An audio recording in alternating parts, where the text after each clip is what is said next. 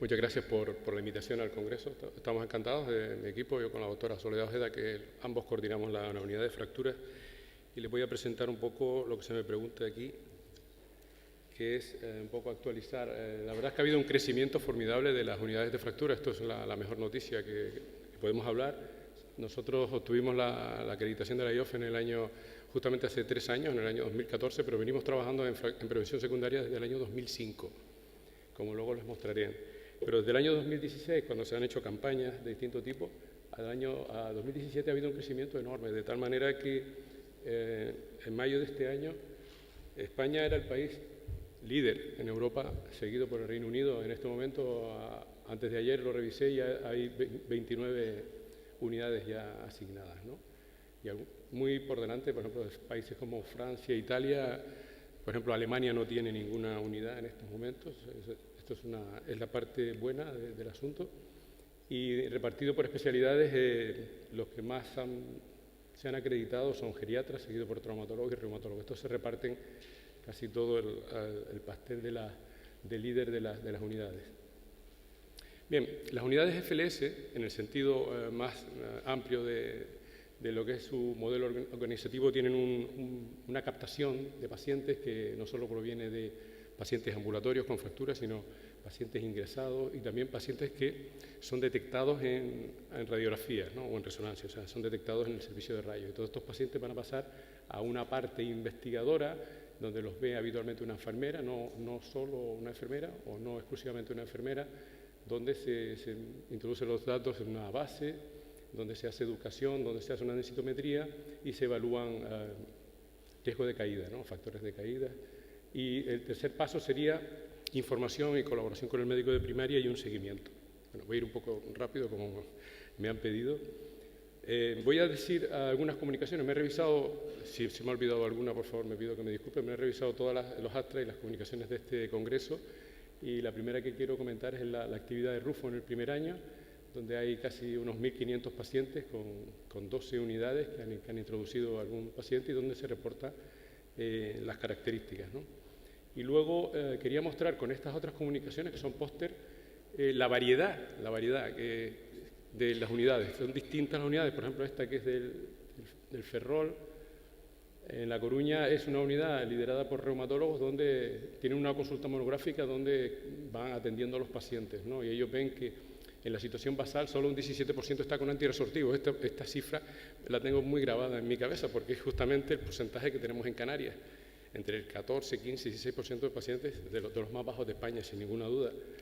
Y luego tenemos otro grupo de medicina interna, que es una alegría enorme, porque Rafael Estrada estuvo rotando con nosotros y ver que ha presentado resultados pues una alegría, de una unidad de ortogeriatría liderado por medicina interna, donde han capturado 144 pacientes, de los cuales el 80% han salido al alta con un tratamiento antiosteoporótico, que son cifras pues muy interesantes, y los animo a seguir trabajando y comunicando los resultados ya a más largo plazo, ¿no? Luego tenemos otro modelo distinto, que es en un entorno de medicina privada, donde hay consulta monográfica. Una la lleva un reumatólogo, la otra la lleva un endocrinólogo.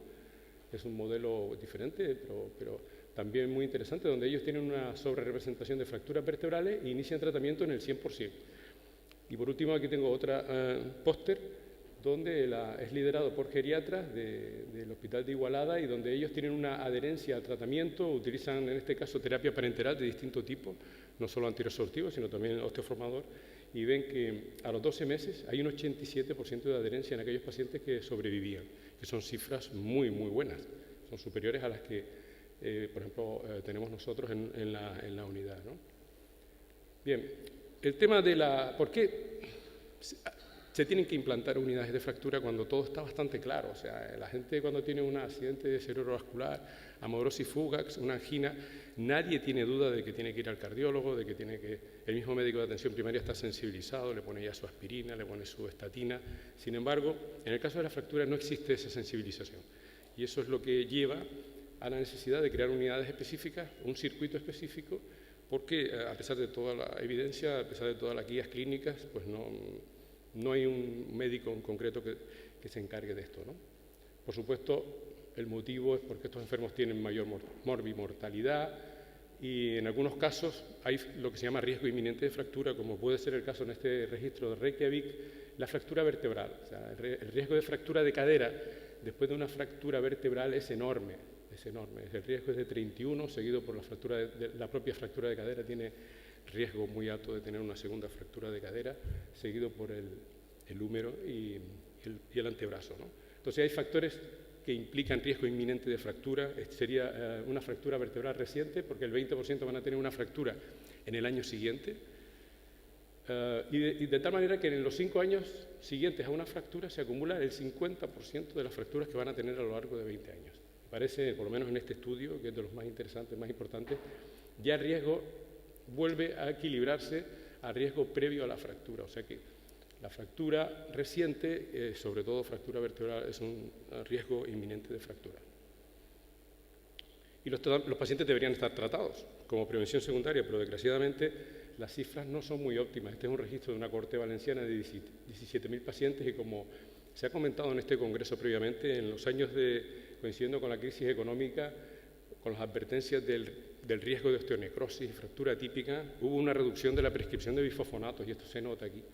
Solo un 15% de pacientes tenía tratamiento después de una fractura de cadera. La línea roja es de España, en la cohorte valenciana. Afortunadamente, parece que en otro estudio comunicado en el SEO de este año, se ve que el porcentaje al alta es del 20% después de una fractura de cadera, pero aumenta a 36%, que son cifras aceptables, no son óptimas, pero son cifras más aceptables. Pero los autores, con buen criterio, ponen el foco, del grupo de Daniel Prieto, poner el foco en que realmente la sensibilización no es la misma que sí tienen los traumatólogos y los geriatras y de medicina interna con el tratamiento antitrombótico durante el ingreso y para la operación, y con los antibióticos, ¿no? O sea que aquí hay un terreno de mejora, ¿no? Otro problema que existe con el tema de la osteoporosis es que, bueno, bien, por fin alguien le ha puesto un tratamiento, pero ese tratamiento va a ser mantenido en el tiempo, pero resulta que no, que al año más o menos solo el 40% de los enfermos mantienen un tratamiento para la osteoporosis. Y esto es un tema importante a la hora de afrontar o de montar un FLS. Este es otro subgrupo de la cohorte valenciana, que son 4.000 y pico enfermos. Entonces seleccionan aquellos de fractura de cadera a los que han tenido al menos una prescripción en los primeros 6 meses después del alta, ¿no? Y ellos ven que al año nuevamente solo un 30 o 40% persisten con ese tratamiento. Es un problema de adherencia, y este es el estudio más amplio, la base CIDIAP, que ya se ha presentado, el doctor Prieto lo presentó esta mañana, donde al año, con una cantidad enorme de enfermos, se ve que al año entre un 40 a un 50% solo mantienen el tratamiento. Parece que los parenterales mantienen algo más, y a los 2 años solo tiene una cifra por encima del denosumab, 45% comparado con un 29% de alendrónico. O sea que los tratamientos tienen problemas de mantenimiento de la adherencia, ¿no? Las causas de que los pacientes no se traten y que no sean adherentes al tratamiento son múltiples. El pobre paciente no le vamos a echar la culpa, bastante tiene con estar malito, pero bueno, también es verdad que los pacientes tienen temores, ¿no? Porque a estas edades suelen tener polimedicación y tienen miedo a los efectos secundarios, ¿no? Pero los médicos también tenemos problemas. Hay médicos, sobre todo en ámbitos fuera del hospital, pero también dentro del hospital, que no saben el beneficio de los medicamentos, y falta de conocimiento realmente del riesgo que supone, el riesgo inminente de nueva fractura, ¿no? Por otro lado, el sistema sanitario, que también se lleva su culpa porque no tiene unos circuitos preparados, ¿no? Y tampoco existe a lo mejor suficiente acceso a la densitometría en algunos sitios. De manera que en las unidades FLS que se han intentado implantar, lo que se hace es intervención sobre el paciente, sobre el médico de primaria. Les voy a repetir un par de veces, o 2 o 3 veces, que realmente las intervenciones que han focalizado solo sobre pacientes, solo médicos de primaria, son poco eficaces. Tienen una cierta eficacia, pero hay que intervenir, ¿no? De distinto tipo. Hay intervenciones que solamente le han mandado una carta al paciente diciéndole que tiene que cuidarse, tiene que tener en cuenta la prevención secundaria, se le puede citar a consulta, o simplemente se le da el informe de alta hospitalaria. Luego hay distintos tipos de intervenciones sobre el médico de primaria: formación específica en prevención secundaria, o remitirle un resultado de una densitometría sin que haya sido visto, por ejemplo, en algunos modelos, sin que haya sido visto por ningún especialista de aparato locomotor en el hospital. Pero claro, a esto hay que añadir que aparte de valorar al paciente hay que poner un tratamiento con efecto antifractura, no cualquier tratamiento, no solo calcio y vitamina D, obviamente.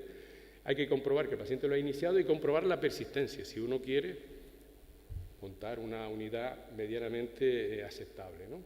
Por tanto, las unidades que se consideran más eficaces son las unidades FLH completas, con un coordinador, en un equipo multidisciplinar que se encargue de identificar a los pacientes, esta fase que se encargue de investigar a los pacientes, fundamentalmente densitometría, encuesta clínica, analítica, que instaure un tratamiento o recomiende un tratamiento y, por último, que haga un seguimiento. Todo esto puede ser fundamental la figura, como digo, de un coordinador y un equipo multidisciplinar.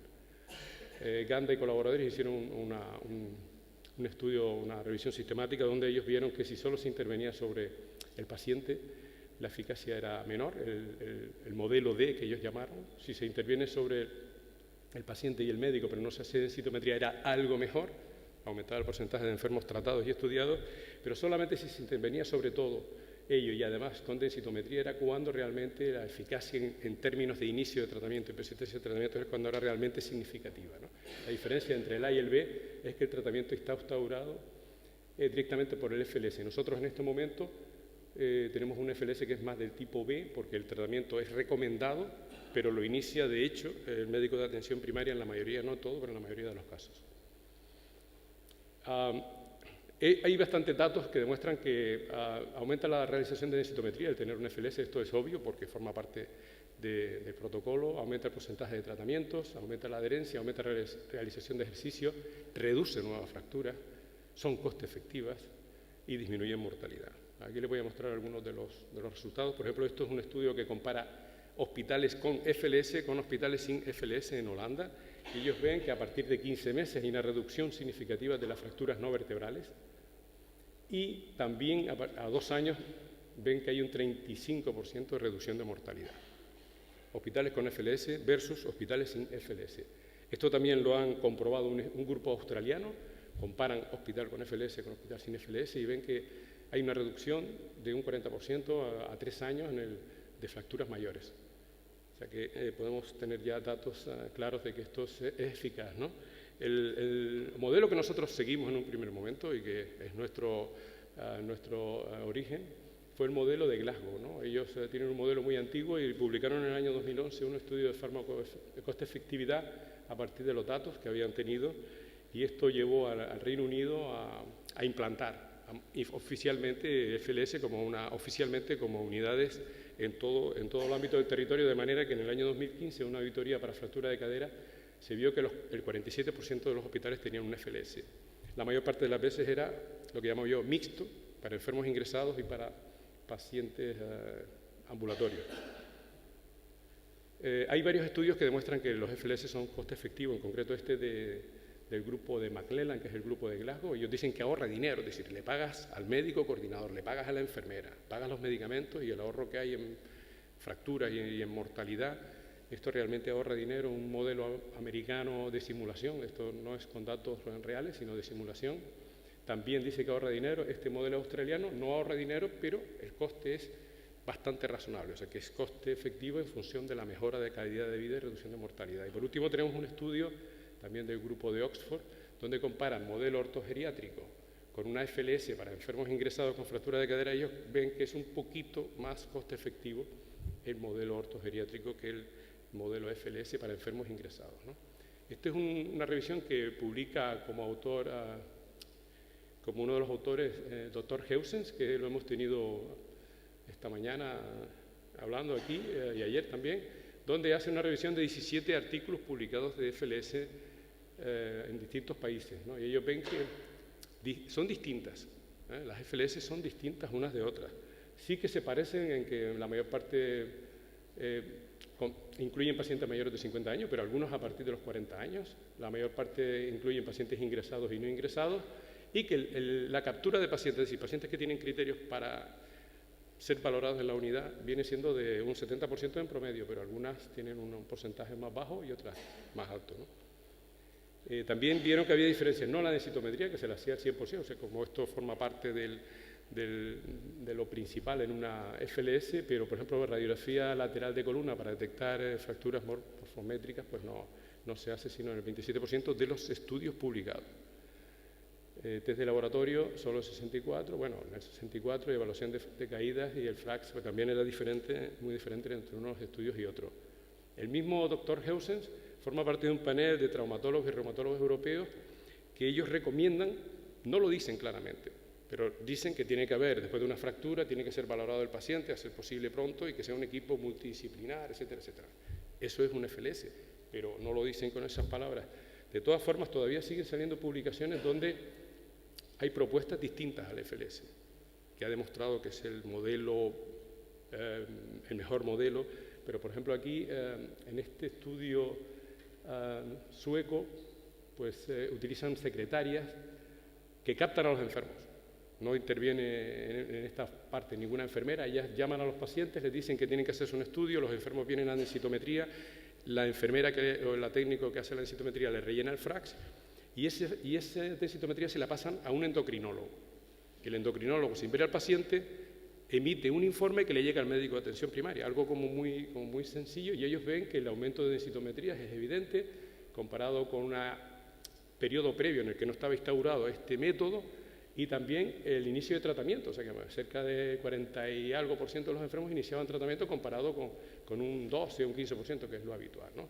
Y lo más curioso de este estudio, que tienen datos donde ven que reduce la refractura de manera significativa, siempre comparando con el estudio previo, ¿no?, al inicio del sistema. O sea que esto es un modelo un poco diferente. El tema de la enfermera, también este que le voy a mostrar ahora es un modelo un poco diferente porque es implantar una enfermera de atención primaria que se encarga de detectar pacientes con fractura y lo que hace es decírselo al médico. Y entonces el médico lo que hace es, bueno, no tienen datos de tratamiento, yo por lo menos no los he visto en la publicación, pero hay un reporte en la historia clínica electrónica de que hay más fracturas y esto seguramente conllevará más tratamiento. Es un modelo, digamos, un modelo diferente, ¿no? También hay un estudio, para terminar este bloque, que compara el FLS clásico en pacientes ingresados con fractura de cadera con un modelo ortogeriátrico. Ven que la mortalidad a 30 días y a un año es básicamente similar, ambos reducen la mortalidad, sin embargo a 2 años no se reduce de manera significativa la refractura de cadera. También es verdad que esto es una medida muy dura y se necesitan pues, muchos enfermos para poder demostrarlo y más tiempo seguramente, ¿no? Para terminar esto voy a contarles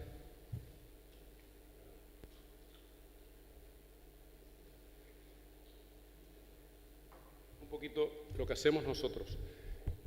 Hemos comenzado en el año 2005 con un modelo de atención a pacientes con fractura en una consulta monográfica. O sea, todos los pacientes eran valorados por el reumatólogo. Venían con la densitometría ya realizada y tuvieron un seguimiento de 1 año. Este método fue eficaz, de manera que a los 4 años hicimos una encuesta y había una persistencia del tratamiento de aquellos que tenían un tratamiento con un bifosfonato normalmente del 71%. Son datos muy interesantes. Pero ¿qué ocurrió? Que nos colapsó la consulta. O sea, veníamos el paciente, visita basal, visita con las radiografías laterales, que en aquel momento hacíamos, ahora lo hacemos bastante menos, porque si no nos obliga a citar a los pacientes, de manera que esto tuvimos que cambiarlo.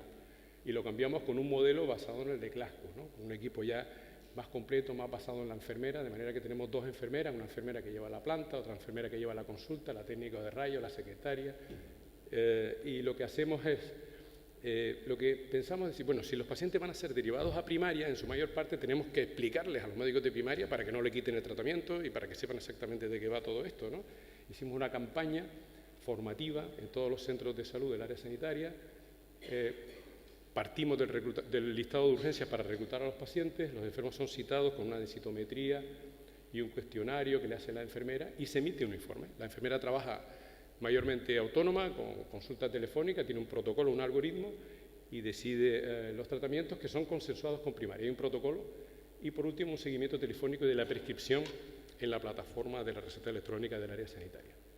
Esto lo hemos cambiado un poco con el tiempo, porque ahora los radiólogos están poniendo los informes cuando ven una fractura, no nos remiten, pero ponen que el enfermo debe ser estudiado desde el punto de vista metabólico.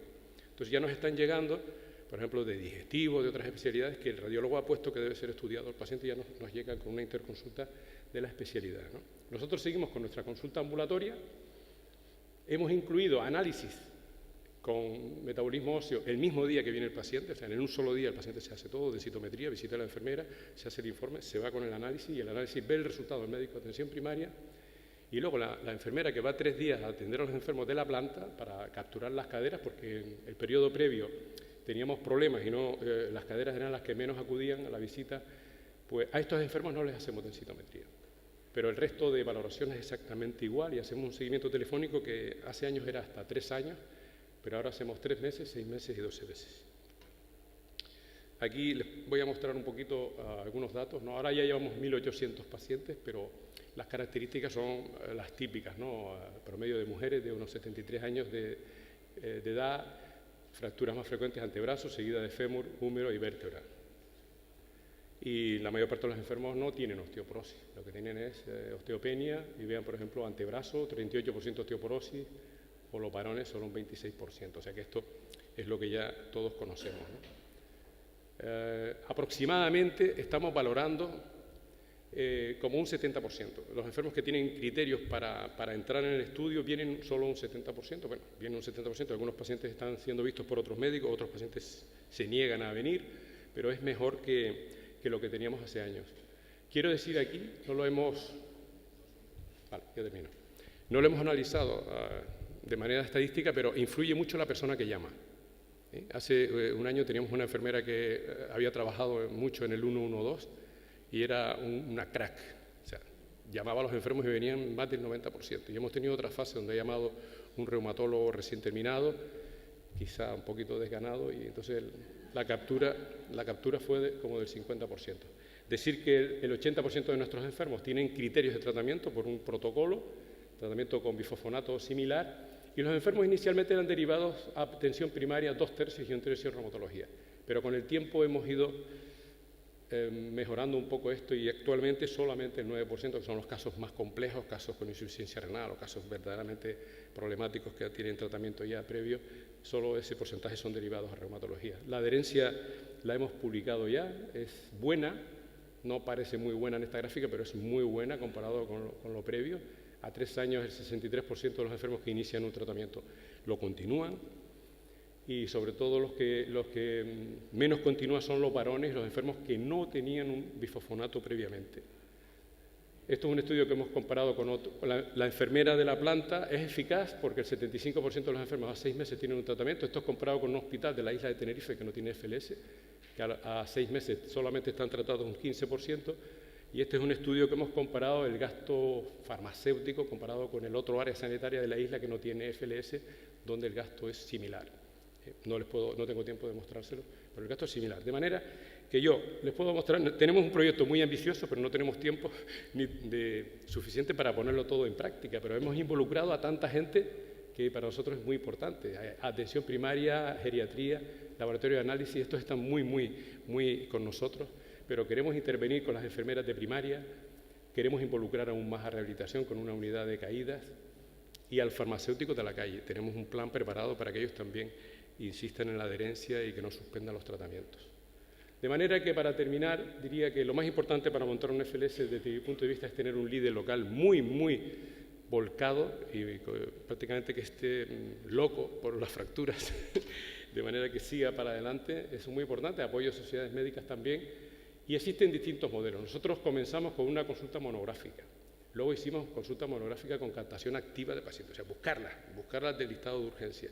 Y hemos terminado pues, con una base de datos y con un papel muy destacado de la enfermera. Muchas gracias.